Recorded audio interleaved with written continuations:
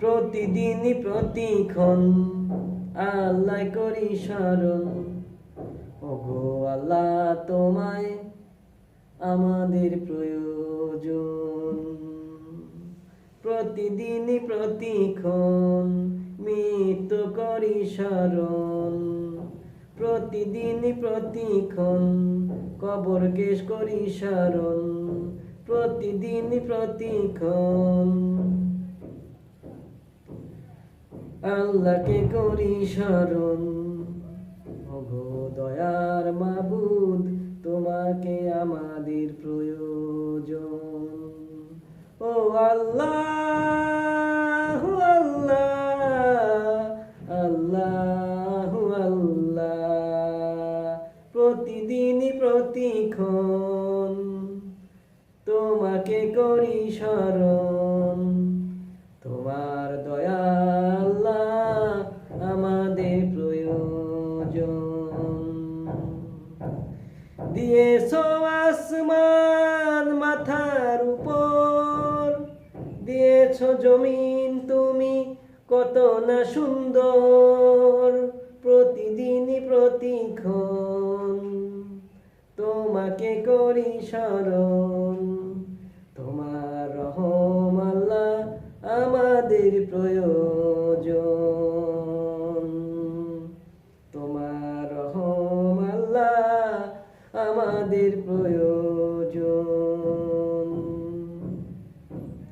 যাদের হৃদয়ে আছে তোমার এই ভয়, তারা কখনো পথ ভুলে যাবে না। আল্লাহর প্রেম ছাড়া এই দুনিয়ায় কারো কাছে কোনো কিছু চাবে না। যাদের হৃদয়ে আছে আল্লাহর ভয়, তারা কখনো সুদ ঘুষ খাবে না। যাদের হৃদয়ে আছে কবরের ভয়, তারা কখনো মিথ্যা বলবে না। আল্লাহকে যদি পাইতে চাও, হযরতকে ভালোবাসো। আসলে আল্লাহকে যদি আমরা পাইতে চাই তাহলে আমাদের প্রিয় হাবিবকে ভালোবাসতে হবে। তার অনুসারী যারা আছে তাদেরকে ভালোবাসতে হবে, আলেম ওলামাকে ভালোবাসতে হবে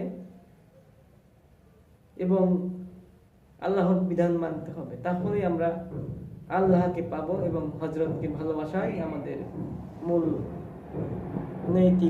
নৈতিক দায়িত্ব।